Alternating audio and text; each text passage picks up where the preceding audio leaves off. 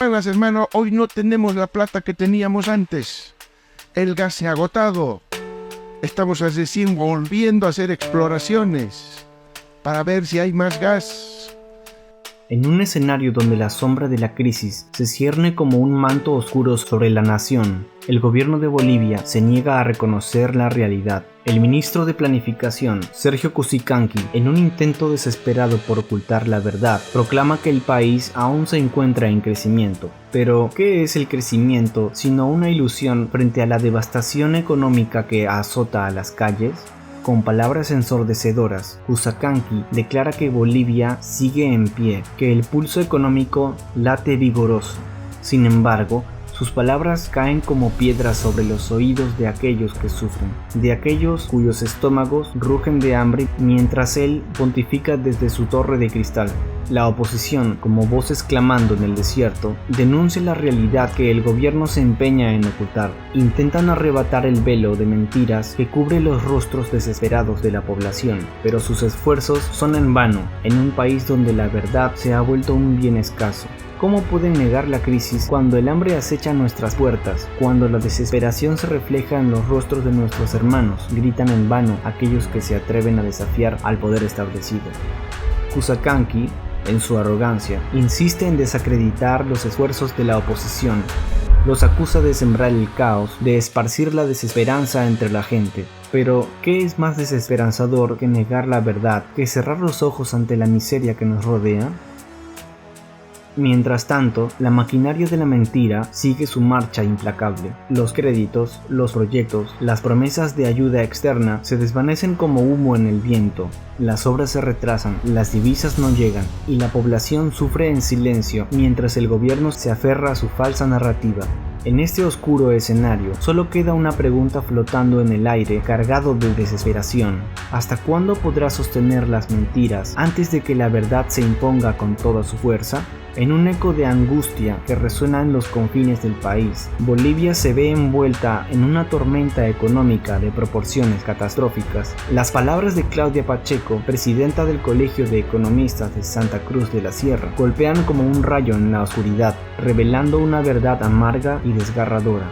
Las reservas internacionales netas, una vez robustas y poderosas, han sido reducidas a un susurro apenas audible, 1.796 millones de dólares. De ese débil murmullo, apenas 139 millones son divisas líquidas, mientras que el resto se aferra desesperadamente en forma de oro, un tesoro incierto en un mar de incertidumbre.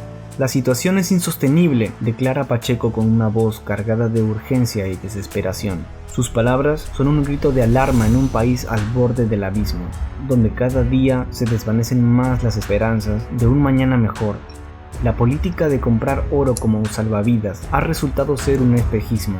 El metal precioso, lejos de traer alivio, se convierte en una cadena que ata al país a su destino incierto.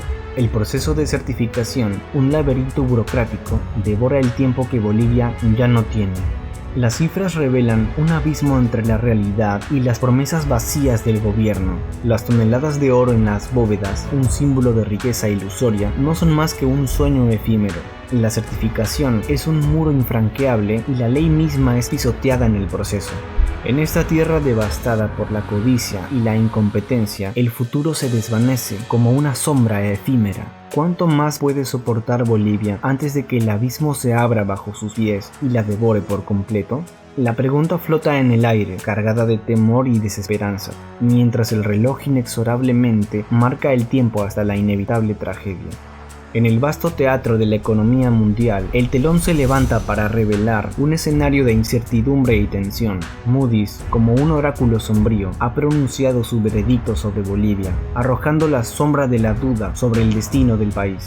Las palabras del gigante financiero resuenan como un trueno en la noche, advirtiendo sobre las presiones de liquidez en moneda extranjera y el riesgo inminente de incumplimiento de las obligaciones financieras. Sin embargo, en medio de esta oscuridad, el gobierno intenta aferrarse a la esperanza, proclamando que ha desplegado medidas audaces para enfrentar esta tormenta.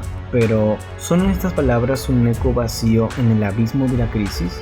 Moody's insiste en su advertencia, destacando la posibilidad de que Bolivia se quede sin el tesoro vital de moneda extranjera para cubrir sus deudas y asegurar el flujo constante de importaciones. A pesar de las afirmaciones del gobierno, la sombra del escepticismo se cierne sobre cada palabra, y como si el destino jugara con los hilos del poder, Moody's señala la ingobernabilidad y la división política como factores que empujan al país hacia el abismo.